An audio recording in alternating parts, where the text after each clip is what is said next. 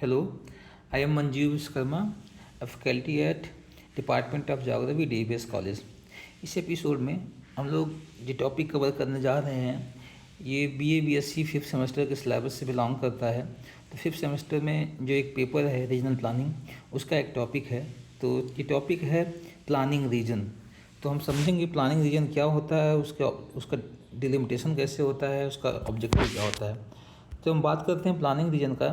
तो planning region defined for the planning regions होते हैं, they are defined for the purpose of coordinating and organising development, land use, infrastructure, other aspect of urban and regional planning. तो जैसा कि जानते हैं हम लोग जो रीजन होते हैं, रीजन तीन टाइप होते हैं। एक फॉर्मल रीजन होते हैं। फॉर्मल रीजन ऐसे रीजन होते हैं जिसमें किसी एक क्षेत्र की जो विशेषता होती है वो पूरे क्षेत्र के बाउंड्री के विदिन सब जगह होमोजेनियसली डिस्ट्रीब्यूटेड होती है।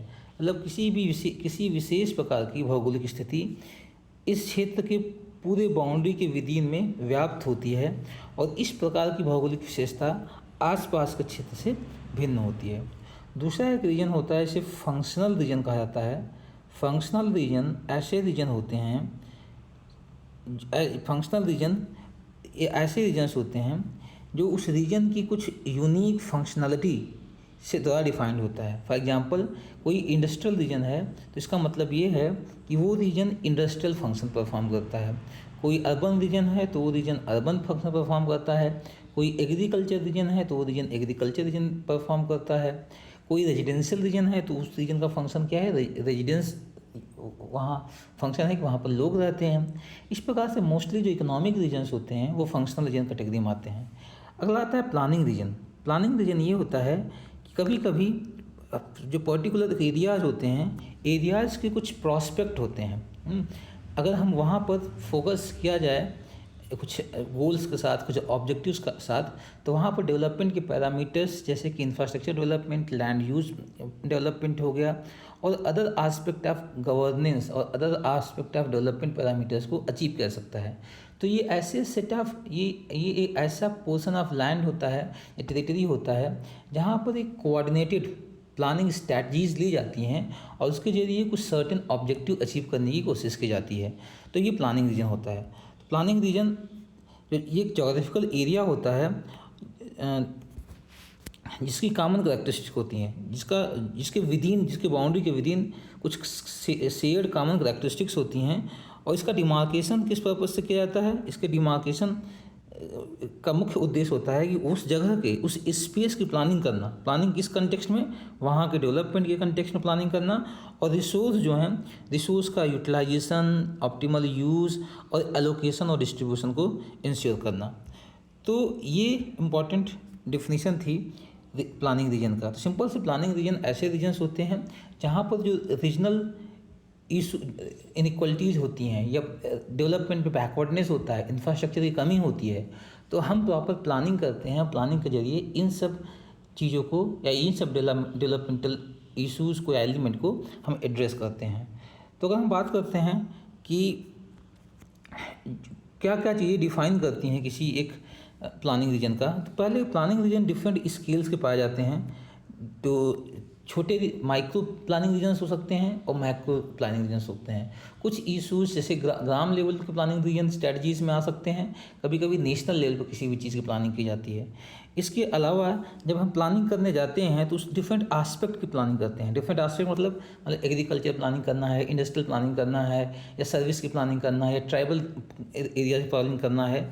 हमारे सर्टेन ऑब्जेक्टिव्स होते हैं जब प्लानिंग करने जाते हैं कि हमें क्या एम्प्लॉयमेंट इंक्रीज़ करना है, पॉवर्टी रिड्यूस करना है, हंगर रिड्यूस करना है, पर कैपिटा इनकम बढ़ाना है, इंडस्ट्रियल डेवलपमेंट या इंडस्ट्रियल प्रोडक्शन बढ़ाना है, एग्रीकल्चर प्रोडक्टिविटी और प्रोडक्शन बढ़ाना है।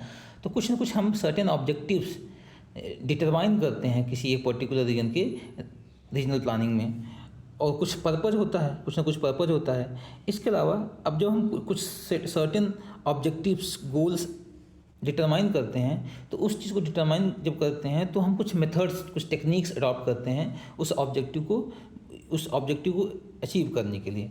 इसके अलावा डिफरेंट एरियाज़, एक सर्टेन डिफाइंड एरिया होती है। कभी कभी एक हायरार्की देखी जाती है प्लानिंग रीजन्स में, कि जैसे ग्राम लेवल की हो गई, block level, district level, state level और नेशनल लेवल। तो एडमिनिस्ट्रेटिव कन्वीनियंस के लिए और इफ़िशिएंट एग्जीक्यूशन के लिए कभी कभी हमें क्या करना होता है कि एक हायरार्किकल ऑर्डर सेटअप करना होता है। तो ये था प्लानिंग रीजन। जब हम प्लानिंग रीजन की बात करते हैं तो प्लानिंग रीजन की डिफिनेशन को बॉडविले ने डिफाइन किया, ये एज एरियाज ऑफ कोहेरेंस और यूनिट ऑफ इकोनॉमिक डिसीजन होते हैं। ये ऐसे एरिया होते हैं जहाँ पर कोहेरेंस होता है, यहाँ फिजिकल ह्यूमन प्रोसेसेस एक दूसरे से इंट्रिकेटली इंटीग्रेटेड होती हैं और एक इकोनॉमिक यूनिट के फॉर्म में इमर्ज होकर आती हैं, जहाँ पर इकोनॉमिक पॉलिसीज़ प्लान्स बनाए जा सकते हैं उस एरिया के सस्टेनेबल, इंक्लूसिव और इंटीग्रेटेड इकोनॉमिक डेवलपमेंट को इंश्योर करने के लिए।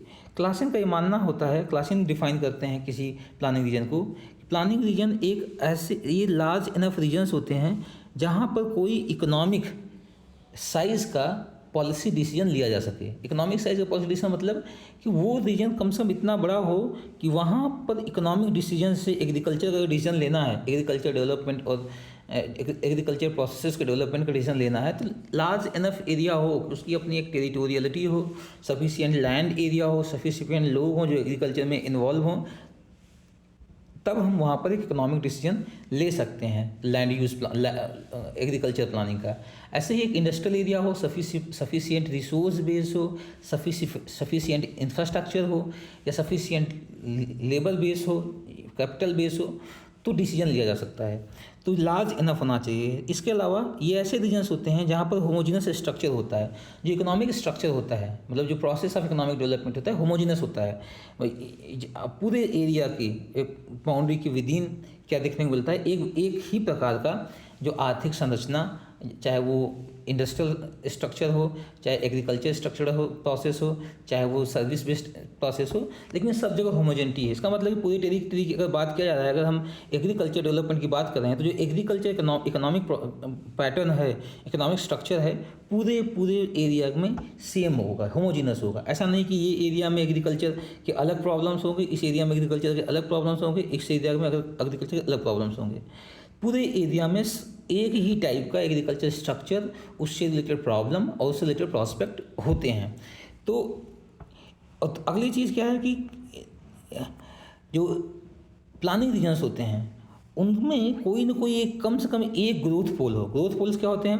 ग्रोथ पोल्स ऐसे एरिया होते हैं, ये ऐसे इंडस्ट्रीज होते हैं, ऐसे सेंटर्स होते हैं जहाँ पर इकोनॉमीज ऑफ स्केल होता है। इंडस्ट्रियल प्रोसेस या एग्रीकल्चर प्रोसेस या जिस चीज़ पे हम फोकस करने जा रहे हैं, डेवलपमेंट के जिस पैरामीटर पे फोकस करने जा रहे हैं, उन सभी का डेवलपमेंट पैरामीटर की प्रोसेस यहाँ से शुरुआत होती है। और ये पल्सेटिंग पॉइंट के फॉर्म में होते हैं या स्पीड पॉइंट के फॉर्म में होते हैं, जहाँ पर जो फैक्टर्स ऑफ प्रोडक्शन होते हैं या जिस ऑब्जेक्टिव से अचीव किया जा रहा है उसको बहुत इंटेंसिवली डील किया जाता है और धीरे धीरे ग्रोथ पोल्स पर आधारित होकर बाहर का कॉम्प्लीमेंट्री एरिया या फिर हिंटरलैंड भी डेवलपमेंट प्रोसेस में इन्वॉल्व होता जाता है। तो इस प्रकार से ग्रोथ पोल भी एक इम्पॉर्टेंट एलिमेंट होता है किसी प्लानिंग रीजन का। अगला है कि कुछ कॉमन पर्पज होता है जिसको हम अचीव करना चाहते हैं। जब प्लानिंग रीजन्स ऐसे रीजन्स होते हैं जहाँ कुछ कॉमन पर्पज होता है, पूरे रीजन का एक कॉमन पर्पज होता है कि यहाँ पर हम पॉवर्टी रिड्यूस करेंगे, हंगर रिड्यूस करेंगे, एग्रीकल्चर डेवलपमेंट करेंगे या इंडस्ट्रियल डेवलपमेंट करेंगे या ट्राइबल एरिया डेवलपमेंट करेंगे, हिल एरिया डेवलपमेंट करेंगे। तो एक कॉमन ऑब्जेक्टिव होता है, वो ऑब्जेक्टिव अक्रॉस द टेरिटरी उस रीजन में सब जगह कॉमन होती है, यूनिफॉर्म होती है। तो इस प्रकार से क्लासन ने 4 बात बताई कि कोई प्लानिंग रीजन ऐसा रीजन होता है जो लार्ज इनफ हो कि वहाँ पर एक इकोनॉमिक साइज का डिसीजन मेकिंग किया जा सके। वो होमोजीनस इकोनॉमिक स्ट्रक्चर वहाँ पर होना चाहिए और पूरे रीजन में कम से कम एक ग्रोथ पोल या ग्रोथ सेंटर होना चाहिए जो पूरे रीजन को ड्राइव करे, पूरे रीजन को एक डायरेक्शन दे और जो इंडस्ट्रियल, एग्रीकल्चर या जो भी डेवलपमेंट प्रोसेसेस हैं उस डेवलपमेंट प्रोसेस को स्टेपन करे, इम्प्लीमेंट कराए और उसको स्प्रेड करे पूरे हिंटरलैंड एरियाज़ में। हिंटरलैंड मतलब होता है कि जैसे कोई सिटी है, सिटी का केंद्र हो गया या कोई सेंटर हो गया, इसके आसपास के एरिया जो इस पर निर्भर करते हैं उसे हिंटरलैंड कहा जाता है। और फाइनली एक कॉमन पर्पज हो, पूरे रीजन का कुछ ना कुछ कॉमन पर्पज हो। तो ये हो गया। अब हम आते हैं, वही है कि जब हम रीजनलाइजेशन की बात करते हैं तो तो 3 बेसिस होते हैं जब हम किसी प्लानिंग रीजन को रीजनलाइज करते हैं। अगर प्लानिंग रीजन को रीजनलाइज मतलब कि डिवाइड करना रीजन्स में, तो एक पर्पस के बेसिस पे डिवाइड कर सकते हैं, दूसरा क्राइटेरिया, किस चीज़ को हम चुन रहे हैं, क्राइटेरिया क्या लग रहे हैं, लैंड यूज हो सकता है, लैंड साइज हो सकता है, एम्प्लॉयमेंट हो गया, पॉवर्टी हो गया, हंगर हो गया, इनके बेसिस पे, या डाटा की अवेलेबिलिटी के बेसिस पे कि किस एरिया के बारे में हम डील करने जा रहे हैं। वो फॉर्मल रीजन हो सकता है जिसकी प्लानिंग करने जा रहे हैं, वो फंक्शनल रीजन हो सकता है जिसकी प्लानिंग किया जा रहे हैं, और ये प्लानिंग रीजन खुद हो सकता है जिसकी हम प्लानिंग करने जा रहे हैं। तो एक इंटरनेशनल ज्योग्राफिकल कॉन्फ्रेंस हुई थी। इंटरनेशनल ज्योग्राफिकल कॉन्फ्रेंस ने रीजन को डिफाइन किया कि रीजन का इंपॉर्टेंस सिग्निफिकेंस क्या है। या तो उनका ये मानना था कि रीजन 3 टाइप के उनका इंपॉर्टेंस होता है। एक रीजन एक एरियल यूनिट के फॉर्म में फंक्शन करते हैं, means region as areal unit. Areal units मतलब कि ये स्टैटिस्टिकल एरियाज होते हैं किसी एक पर्टिकुलर रीजन के लिए। फिर region as tool for action, कुछ रीजन ऐसे होते हैं जो टूल फॉर एक्शन होते हैं जहाँ से कोई प्लानिंग पॉलिसी या उस पॉलिसी का इम्प्लीमेंटेशन किया जाता है। तो जैसे कि एडमिनिस्ट्रेटिव रीजन्स जो हो गए या प्लानिंग रीजन्स हो गए, वो region for as a tool for action होते हैं। और रीजन जिनके कुछ सर्टेन गोल्स होते हैं और रिसर्च और रिजल्ट पर बेस्ड होते हैं, ऐसे होते हैं। 3 कैटेगरी के रीजन्स होते हैं। तो प्लानिंग रीजन्स जैसा कि हमने देखा, तो प्लानिंग रीजन सिंपल से इनका कुछ ना कुछ फ्यूचर प्लान होता है, एक रोड मैप तैयार करते हैं, एक फ्रेमवर्क तैयार करते हैं, कोर्स ऑफ एक्शन तैयार करते हैं कुछ सर्टेन ऑब्जेक्टिव को अचीव करने के लिए। तो ये ऐसे सेगमेंट ऑफ टेरिटरी होती हैं जहाँ पर इकोनॉमिक एक्टिविटीज़ को कैरी आउट किया जा सकता है, डिसीजन मेकिंग किया जा सकता है, इकोनॉमिक डेवलपमेंट इनका इंपॉर्टेंट ऑब्जेक्टिव होता है। इनकी अपनी एक पॉलिटिकल और एडमिनिस्ट्रेटिव बाउंड्री की विदीन होती है ताकि यहाँ पर प्रॉपर मैनेजमेंट रीजन का किया जा सके। और साथ ही साथ डेटा कलेक्शन, क्योंकि हम किसी भी चीज़ पे रीजनल प्लानिंग करने जा रहे हैं या प्लानिंग रीजन को समझने जा रहे हैं, तो हमें जिस एस्पेक्ट को समझना, agriculture, employment, hunger, poverty, development के पैरामीटर्स, जब हम इनको देखने एसेस करने जा रहे हैं, हमारे पास सफिशिएंट डेटा होना चाहिए। सफिशिएंट डेटा के लिए हमारे पास एक एडमिनिस्ट्रेटिव मैकेनिज्म होना चाहिए जो डेटा कलेक्शन पे फोकस्ड हो। तो इस प्रकार से प्लानिंग रीजन का एक इंपॉर्टेंट एस्पेक्ट होता है कि वो एक एडमिनिस्ट्रेटिव या पॉलिटिकल रीजन हो जहाँ पर मैनेजमेंट प्रोसेस को और डेवलपमेंट और डेटा कलेक्शन, डिफरेंट एस्पेक्ट की डेटा कलेक्शन को अच्छे से इंश्योर किया जा सके। तो ये है। इसके अलावा जो प्लानिंग रीजन होते हैं उनकी कैरेक्टरिस्टिक ये भी होती है कि ये फेयरली होमोजीनस इकोनॉमिक, टोपोग्राफिकल और सोशियो कल्चर स्ट्रक्चर होना चाहिए। तो एक ही प्रकार की टोपोग्राफी हो, एक ही प्रकार का इकोनॉमिक स्ट्रक्चर हो पूरे रीजन में, और सोशियो कल्चर इन्वायरमेंट जो हो वहाँ का वो भी एक ही टाइप का हो। ये रीजन्स इतने लार्ज इनफ होने चाहिए कि यहाँ पर सफिशिएंट रिसोर्स बेस हो, पॉपुलेशन बेस हो। ऐसा नहीं कि कोई प्लानिंग रीजन जो होना चाहिए उसका 2 इंपॉर्टेंट कैरेक्टरिस्टिक होती है कि यहाँ पर लोकल रिसोर्स बेस सफिशिएंट हो। लोकल रिसोर्स बेस, रिसोर्सेज मतलब कि वहाँ पर जो फिजिकल रिसोर्सेज जैसे कि एनर्जी रिसोर्स, मिनरल रिसोर्स हो गया, फॉरेस्ट हो गया, एग्रीकल्चर लैंड हो गया, ये सब रिसोर्स होते हैं, ये सफिशिएंट हों ताकि डेवलपमेंट प्रोसेस में उनको इंक्लूड किया जाए, उनको इन्वॉल्व किया जाए और अच्छा डेवलपमेंट सिनेरियो क्रिएट किया जा सके। तो और दूसरा पॉपुलेशन बेस, उस रीजन में सफिशिएंट पॉपुलेशन भी होनी चाहिए कि उस रिसोर्स के use utilisation, optimal use utilisation और इकोनॉमिक बेनिफिट को हार्नेस करने के लिए सफिशिएंट पॉपुलेशन बेस हो जो लेबर के फॉर्म में और ऑर्गेनाइजेशन के फॉर्म में वर्क कर सके। तो वही लार्ज इनफ होना चाहिए जिसके पास रेंज ऑफ रिसोर्सेज हों। तो एक और जो रिसोर्सेज होती हैं, जो रेंज ऑफ रिसोर्सेज उसको इकोनॉमिक वैलिडिटी देती हैं। एक मिनिमम इकोनॉमिक वैलिडिटी होनी चाहिए उस रीजन का in terms of resource availability and allocation के टर्म्स में। अगला कि एक इंटरनल कोहेसिवनेस होना चाहिए ज्योग्राफिक टर्म में, मतलब कि वो रीजन एक जैसा हो, ज्योग्राफिकली एक जैसा हो। ज्योग्राफी मतलब कि वहाँ का टोपोग्राफिक फीचर ऐसा हो या क्लाइमेट फीचर ऐसा हो, कुछ ना कुछ ऐसा हो कि इसको एक कंटिन्यूअस ज्योग्राफिकल रीजन के फॉर्म में प्रेजेंट करे, उसको एक कंटिन्यूअस ज्योग्राफिकल रीजन के फॉर्म में प्रेजेंट करे। इसके अलावा कि रिसोर्स इंडाउमेंट कुछ हो, वहाँ पर कुछ ना कुछ रिसोर्स हों, चाहे वो प्राइमरी रिसोर्स हों, सेकेंडरी रिसोर्स हों, या फिर लैंड बेस्ड रिसोर्स हों, या फिर वाटर रिसोर्स हों, कुछ ना कुछ रिसोर्स का एंडाउमेंट, नेचर के द्वारा एंडाउमेंट होना चाहिए सेटिस्फैक्ट्री लेवल का, जिसको प्रोडक्शन प्रोसेस में लाया जा सके और जिससे और इन बेनिफिट वहाँ के पीपल्स को दिया जा सके। और इसके अलावा जो रीजन्स होते हैं उनमें एक नोडल पॉइंट हो, जिसने ग्रोथ पोल की बात किया था, क्लासन ने ग्रोथ पोल की बात किया था। और दूसरी चीज़ कि प्रॉपर रेगुलेशन हो किसका, फ्लोज का, ट्रेड का, आसपास के एरिया से या इंट्रा ट्रेड को गवर्न करने के अच्छे से फ्लोज डेवलप हो। फ्लोज मतलब ट्रांसपोर्टेशन सिस्टम अच्छे से डेवलप हो, और इवन या इंटर रीजन के बाहर एक रीजन के दूसरे रीजन से कनेक्टिविटी और फ्लोज को मैनेज करते हुए प्रॉपर रेगुलेटिंग बॉडीज और कोऑर्डिनेशन इंश्योर होना चाहिए। तो क्लासन को हमने देख ही लिया। क्लासन ने जैसे डिफाइन किया था कि लार्ज इनफ हो कि वहाँ पर इकोनॉमिक डिसीजंस लिया जा सके। उसके अलावा ये देखा था कि वहाँ पर sufficient supply of raw material और लेबर हो, होमोजेनस इकोनॉमिक स्ट्रक्चर हो, कम से कम एक ग्रोथ पोल हो, और कॉमन अप्रोच टू प्रॉब्लम हो। एक जो प्रॉब्लम है उसको कॉमन अप्रोच हो, पूरे रीजन की एक टारगेटेड कॉमन स्ट्रैटेजी होनी चाहिए उस रीजन को डील करने के लिए। फिर कीबल पे आते हैं। कीबल ने डिफाइन किया 2 टर्म्स में। कीबल का ये मानना है कि जो रीजन होना चाहिए वो लार्ज इनफ होना चाहिए जहाँ पर substantial changes in terms of population distribution और एम्प्लॉयमेंट बाउंड्री के विदिन हो सके। मतलब वहाँ पर सफिशिएंट पॉपुलेशन बेस होना चाहिए, पॉपुलेशन बेस और रिसोर्स बेस सफिशिएंट होना चाहिए, ताकि जो रिसोर्स है उनका डेवलपमेंट और पॉपुलेशन जो है उनका डिस्ट्रीब्यूशन अरेंजमेंट ऐसे किया जा सके कि पूरे रीजन के द्वारा एक होलिस्टिक डेवलपमेंट इंश्योर किया जा सके। अगला चीज़, वो रीजन इतना छोटा भी होना चाहिए कि एक प्रॉब्लम पे फोकस कर सके। मतलब कि कभी कभी रीजन बहुत बड़े हो जाते हैं, अगर मान लो रीजन बहुत बड़ा हो गया तो उसके मल्टीपल प्रॉब्लम हो जाते हैं, तो हम फिर टारगेटेड और फोकस तरीके से हम प्रॉब्लम को नहीं डील करते हैं। तो हमारा उद्देश्य होना चाहिए किसी एक कॉमन प्रॉब्लम को हम डील करें रीजन में। तो वो इतना स्मॉल इनफ होना चाहिए कि वहाँ पर एक प्रॉब्लम को स्पेसिफिकली टारगेट कर सकें और उस प्रॉब्लम को के इम्पैक्ट को रिड्यूस कर सकें या उस प्रॉब्लम को हम प्रॉस्पेक्ट में चेंज कर सकें। और दूसरा, लार्ज इनफ होना चाहिए कि यहाँ के अपना इकोनॉमिक बेस हो, अपना पॉपुलेशन बेस हो, अपना रिसोर्स बेस हो, जिसको डेवलप करके उस रीजन का डेवलपमेंट इंश्योर कर सके। तो इन 2 टर्म्स में बात किया था इन्होंने।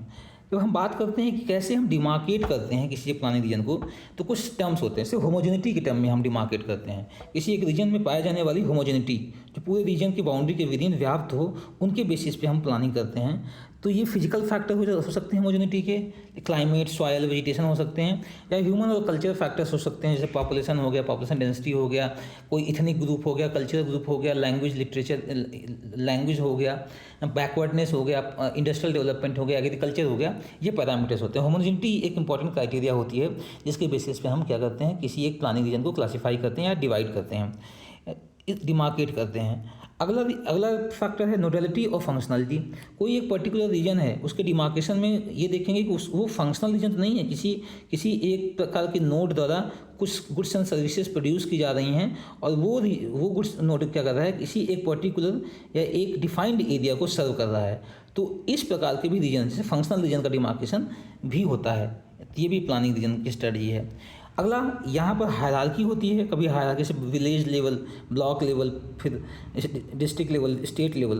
तो एक हायरार्किकल अरेंजमेंट होता है। कभी कभी एडमिनिस्ट्रेटिव पॉलिटिकल कन्वीनियंस के लिए चीज़ों को बहुत डिसेंट्रलाइज तरीके से और एक ट्रांसफर के उद्देश्य से कि ऊपर से फंड और फंक्शनरीज का ट्रांसफ़र किया जा सके, ताकि यहाँ पर डेवलपमेंट इंश्योर कर सके। एक सर्टेन हायरार्की क्रिएट होती है, और जिसमें चेक्स और रिस्पॉन्सिबिलिटीज़ को के प्रिंसिपल को इंक्लूड किया जाता है, ताकि होलिस्टिक बैलेंस डेवलपमेंट उस रीजन का इंश्योर किया जा सके।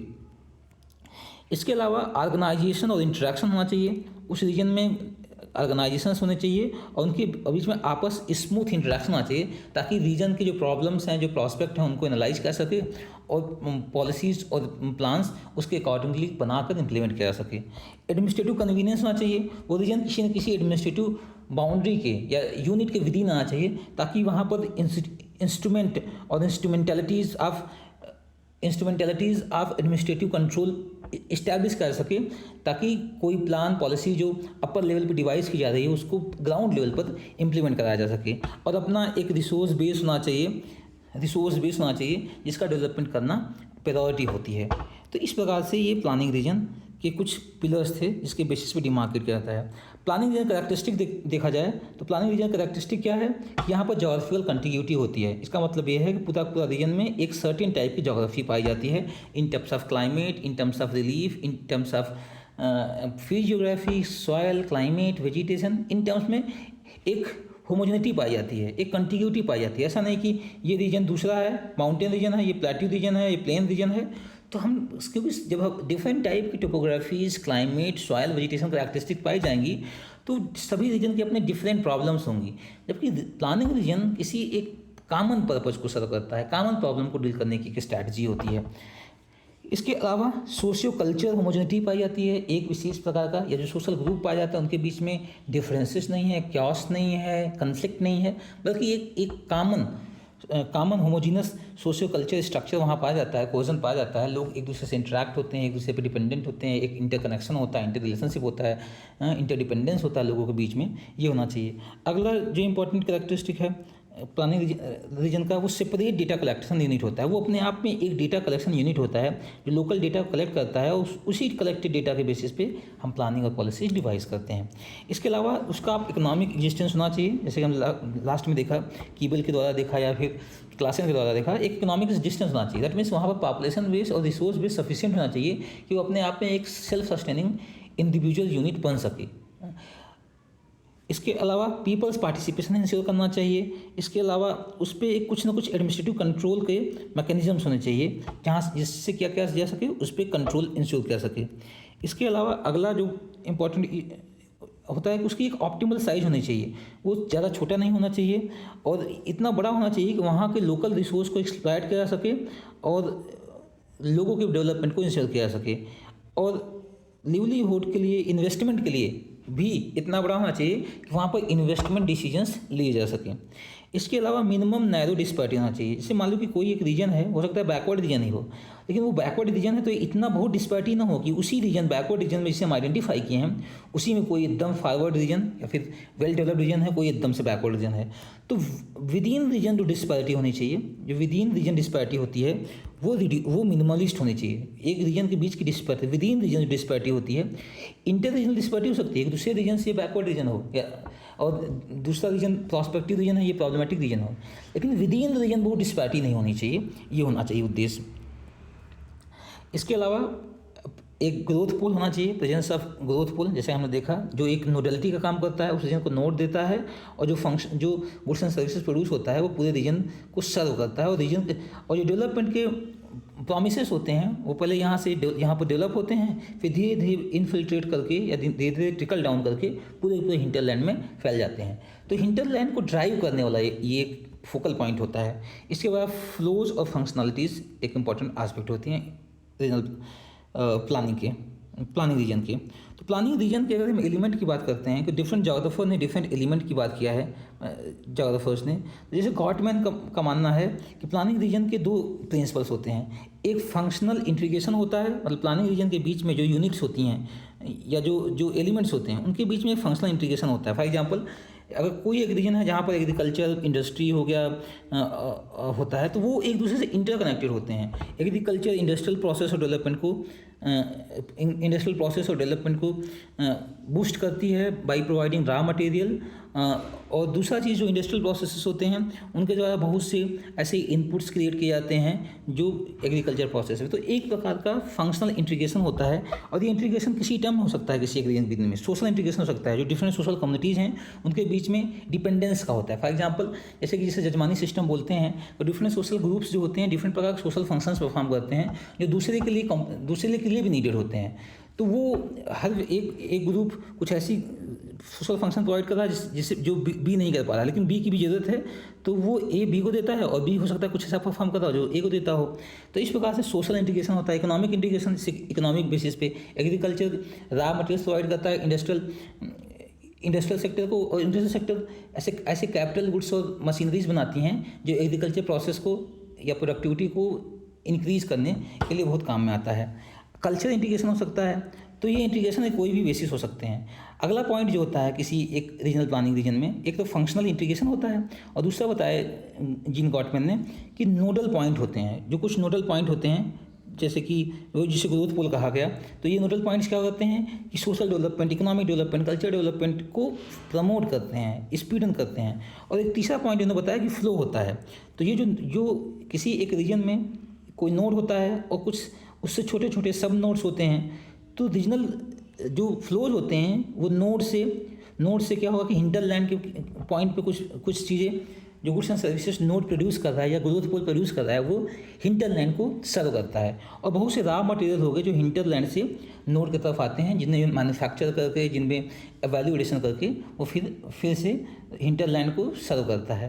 तो इस प्रकार से फ्लो होता है। 3 चीज़ होता है, एक फंक्शनल इंटीग्रेशन होता है different unit, different elements, social economic cultural element के बीच में। दूसरा नोडल पॉइंट होता है जिसका मुख्य काम होता है जो सोशल फंक्शन परफॉर्म करता है, इकोनॉमिक फंक्शन परफॉर्म करता है, जो कल्चर फंक्शन परफॉर्म करता है।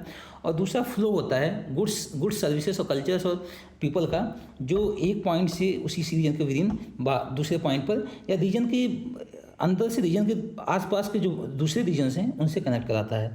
तो ये जीन गॉटमैन का है। वाल्टर क्रिस्टोलर ने भी 2 एलिमेंट की बात किया है। एक सेंट्रल प्लेस, इन्होंने बोला कि जो किसी एक रीजन का डेवलपमेंट होता है उसका एक सेंट्रल प्लेस होता है जहाँ पर डेवलपमेंट के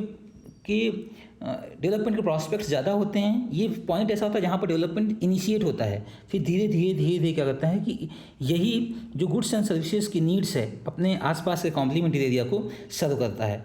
इसके अलावा इनमें हमारे सेंट्रल प्लेसेस की भी एक हायरार्की होती है, जैसे कि विलेज हो गया, फिर कोई रीजनल मार्केट हो गया, फिर डिस्ट्रिक्ट लेवल का मार्केट हो गया, फिर स्टेट लेवल का मार्केट हो गया। इनके बीच में एक इंटीग्रेशन होता है और सभी ऑर्डर के जो मार्केट्स होते हैं वो कुछ ना कुछ फंक्शंस परफॉर्म करते हैं और ये एक दूसरे के ऊपर इंटरडिपेंडेंट भी होते हैं। ये इनके ऊपर भी इंटरडिपेंडेंट इसलिए होते हैं कि हो सकता है कुछ गुड्स एंड सर्विसेज जो स्मॉलेस्ट लेवल का हायरार्की, जो village level goods and services provide कर रहा है, ऐसे कुछ गुड्स एंड सर्विसेज होंगे जो ऊपर की हायरार्की वाले मार्केट्स प्रोवाइड कर रहे होंगे लेकिन नीचे वाले नहीं प्रोवाइड कर रहे हैं। ये फर्स्ट ऑर्डर क्या होता है, सबसे बड़ा मार्केट जो होता है, ये इसके नीचे के सभी हायरार्की में जो इसके नीचे के सभी मार्केट्स हैं उन सभी गुड्स एंड सर्विसेज को प्रोवाइड करता है अपने एरियाज़ को।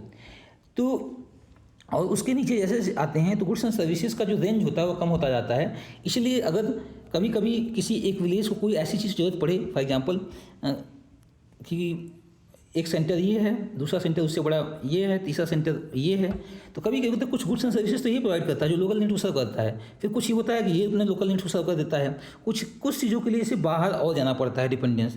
तो इस प्रकार से एक हायरार्की होती है सेंट्रल प्लेसेस की। Hierarchy in terms of services होती है, ये कौन सा गुड्स एंड सर्विसेज प्रोवाइड कर रहा है। कभी कभी होता है लोकल लेवल के मार्केट्स या जो ग्रोथ पोल सेंटर्स होते हैं वो कुछ गुड्स एंड सर्विसेज नहीं प्रोवाइड करते हैं, तो हम उससे बड़े हायरार्की के गुड्स जो सेंट्रल प्लेस हैं उसके पास जाते हैं अपने नीड्स को फुलफिल करने के या सर्व करने के लिए।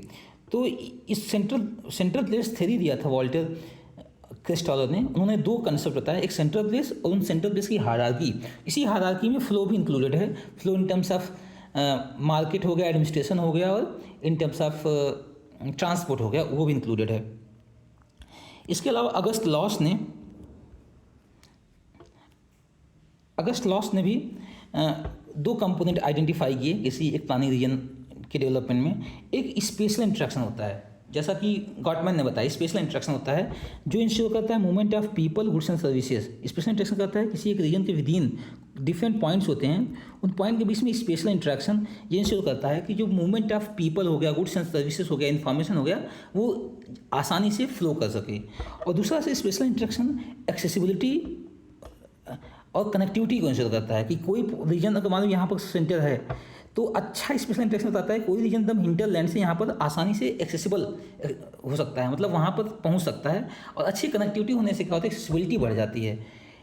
अगला इकोनॉमिक एरिया, जो सेंटर होता है, जो नोड होता है, नोड का अपना एक इकोनॉमिक एरिया होता है जिसको वो सर्व करता है। तो इकोनॉमिक एरिया डिफाइन होता है कि जो सेंटर होता है उसके हिंटरलैंड के रिलेशनशिप को डिफाइन करता है। जो सेंटर है जो कुछ गुड्स एंड सर्विसेज प्रोड्यूस कर रहा है और हिंटरलैंड जो उस चीज़ पर डिपेंडेंट है, इनके रिलेशनशिप को डिफाइन करता है इकोनॉमिक एरिया। तो इकोनॉमिक एरियाज कुछ इकोनॉमिक फंक्शंस परफॉर्म करते हैं जो जिसका अपना एक स्फीयर, जैसे मान लीजिए कोई सेंटर है, कानपुर सिटी की बात करते हैं तो कानपुर सिटी एक इकोनॉमिक सेंटर है, कुछ इकोनॉमिक एक्टिविटीज़ प्रोवाइड करता है और जिसका अपना एक रेंज है जहाँ तक कि जिस इकोनॉमिक एक्टिविटीज़ को अवेल करने के लिए कुछ दूर, काफ़ी दूर से लोग आते हैं और जिस दूरी से लोग आते हैं वो उस इकोनॉमिक फंक्शन का एक इकोनॉमिक एरिया कहा जाता है। हो सकता है कि इंडस्ट्रियल गुड्स एंड सर्विसेज के लिए लोग काफ़ी दूर से, इवन फतेहपुर से, कौशाम्बी से और आसपास के नेबरिंग डिस्ट्रिक्ट से लोग यहाँ पर परचेज करने आए हैं। कौशाम्बी का भी अपना एक हेडक्वार्टर है, फतेहपुर का अपना हेडक्वार्टर है, लेकिन बहुत से ऐसे इंडस्ट्रियल गुड्स एंड कमोडिटीज़ हैं जो फतेहपुर और कौशाम्बी नहीं प्रोड्यूस करता होगा। तो इस प्रकार से उस इकोनॉमिक एक्टिविटी के लिए या गुड्स एंड सर्विस के लिए इसका जो कॉम्प्लीमेंट्री एरिया या इकोनॉमिक एरिया है काफ़ी बड़ा होता है। तो ये इकोनॉमिक एरिया हो गया। तो अगस्त लॉस ने स्पेशल इंटरेक्शन और इकोनॉमिक एरिया दो कंपोनेंट माना किसी एक रीजनल प्लानिंग के रीजन में। इसके अलावा पीटर हैगेट ने कोल फेरिफेरी कॉन्सेप्ट दिया। इन्होंने बताया कि रीजन का स्पेशल ऑर्गेनाइजेशन कैसे होता है, रीजन जो होते हैं प्लानिंग रीजन कैसे ऑर्गेनाइज्ड होते हैं। तो इन्होंने कोल पेरिफेरी की बात किया और कोल पेरिफेरी की मॉडल दिया। इनका ये मानना था कि स्पेशल इनइक्वलिटी जो होती है ग्रेजुअली क्या होता है किसी एक रीजन में, रीजन प्लानिंग रीजन का मुख्य उद्देश्य क्या होता है कि स्पेशल इनइक्वलिटी को समझना, जो रीजन में एग्जिस्टिंग स्पेशल इनइक्वलिटी है। तो कोल पेरिफेरी मॉडल ये बोलता है कि कोई एक कोल होता है और उसके पेरिफेरी का एरिया जो होता है उस पर डिपेंडेंट होता है। तो जो कोर एरिया होता है यहाँ पर इंफ्रास्ट्रक्चर हो गया, इकोनॉमिक डेवलपमेंट और सोशल डेवलपमेंट काफ़ी अच्छा होता है, स्ट्रांग होता है। जबकि जो पेरीफेरी होती है वो अंडर डेवलप्ड होता है, यहाँ पर रिसोर्स की कमी होती है और ये लोग कोर पर डिपेंडेंट होते हैं अपने इंडस्ट्रियल डेवलपमेंट के लिए। तो पीटर हैगेट ने 3-4 कंसेप्ट दिए थे। एक तो कोर पेरीफेरी मॉडल दिया किसी एक स्पेशल ऑर्गेनाइजेशन का, किसी एक रीजन में ऑर्गेनाइजेशन कैसा होता है, एक कोर होता है, उसका एक पेरिफेरल एरिया होता है। कोर का इंफ्रास्ट्रक्चर इकोनॉमिक डेवलपमेंट के पैरामीटर्स बहुत स्ट्रांग होते हैं, जबकि जो पेरिफेरी होता है इकोनॉमिक डेवलपमेंट इनका वीक होता है, इंफ्रास्ट्रक्चर की कमी होती है और ये बहुत से गुड्स एंड सर्विसेज के लिए कोर पर डिपेंडेंट होते हैं। इनका ये मानना था। इसके अलावा दूसरा जो कंपोनेंट था इनके प्लानिंग रीजन का वो special interaction. Special interaction goods and services की और इंफ्रास्ट्रक्चर फैसिलिटीज़ के मूवमेंट की बात है। इसके अलावा जो फैक्टर्स हैं जो इन्फ्लुएंस करते हैं स्पेशल इंटरेक्शन को, वो डिस्ट्रीब्यूशन हो गया, एक्सेसिबिलिटी हो गया, ट्रांसपोर्ट हो गया, इकोनॉमिक पॉइंट ऑफ व्यू हो गया, ये सब डिफाइन करते हैं। और इनके स्पेशल इंटरेक्शन में ही फ्लो का पैटर्न आता है। फ्लो पैटर्न्स जो डिफाइन करते हैं ये कैसे कोर और पेरीफेरी एक दूसरे के ऊपर डिपेंडेंट कैसे हैं, कोर जो है वो पेरीफेरी के बीच में के इंटरेक्शंस कैसे हैं और इंटरडिपेंडेंस कैसे हैं, उस चीज़ को एक्सप्लेन करते हैं। तो इस प्रकार से इन्होंने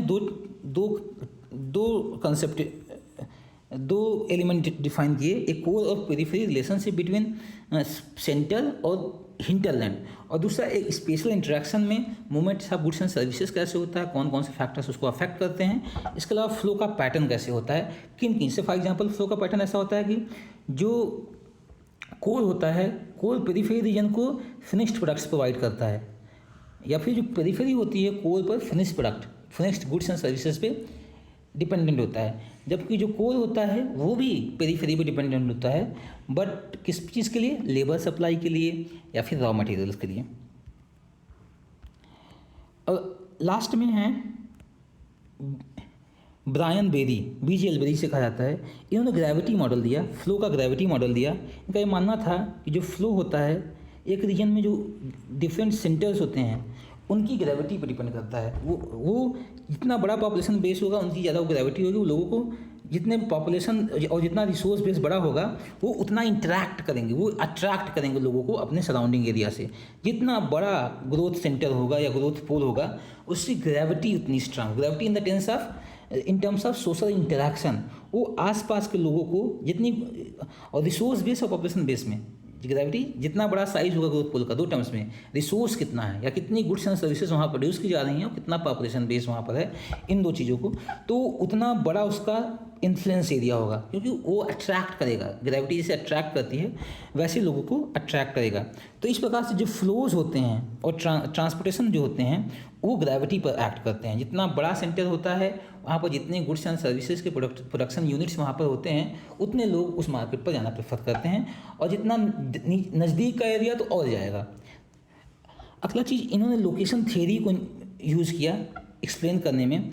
तो ऑप्टिमल प्लेसमेंट इन्होंने बात किया कि जो प्लानिंग रीजन होते हैं वहाँ ग्रोथ पोल जो होते हैं वो एक ग्रोथ पोल या ग्रोथ सेंटर्स होते हैं, या सेंटर ऑफ डेवलपमेंट जो होते हैं वो एक ऑप्टिमल लोकेशन पे होते हैं, और वो ऑप्टिमल लोकेशन ऐसे लोकेशंस होते हैं जहाँ पर रिसोर्स की अवेलेबिलिटी अच्छा हो, इकोनॉमिक प्रोसेस और डेवलपमेंट को अच्छे से किया जा सके, इंफ्रास्ट्रक्चर की अवेलेबिलिटी अच्छी हो, और जहाँ पर ट्रांसपोर्ट सिस्टम अच्छे से डेवलप हो, लेबर की अवेलेबिलिटी अच्छी हो। ये सब एक ऑप्टिमल लोकेशन को डिसाइड करते हैं कि कहाँ पर इंडस्ट्रियल डेवलपमेंट को स्टार्ट करना है या ग्रोथ सेंटर को डेवलप करना है, जिसका रिपल इफेक्ट पूरे पूरे हिंटरलैंड पे पड़ सके। तो इस प्रकार से हमने इस एपिसोड में ये देखा कि प्लानिंग रीजन होते क्या हैं, उनके ऑब्जेक्टिव्स क्या होते हैं, प्लानिंग रीजन के कैरेक्टरिस्टिक्स क्या होते हैं, और डिफरेंट स्कॉलर ने प्लानिंग रीजन में कौन कौन से एलिमेंट्स आइडेंटिफाई किया या प्लानिंग रीजन को गवर्न करने के कौन कौन से प्रिंसिपल्स होते हैं, एलिमेंट्स होते हैं, उस चीज़ को देखा। अगले एपिसोड में हम लोग देखेंगे रीजनल प्लानिंग क्या होता है और रीजनल प्लानिंग के डिफरेंट एस्पेक्ट को या डिफरेंट अप्रोचेस को हम लोग देखेंगे। तो आज के एपिसोड में इतना ही। Thank you.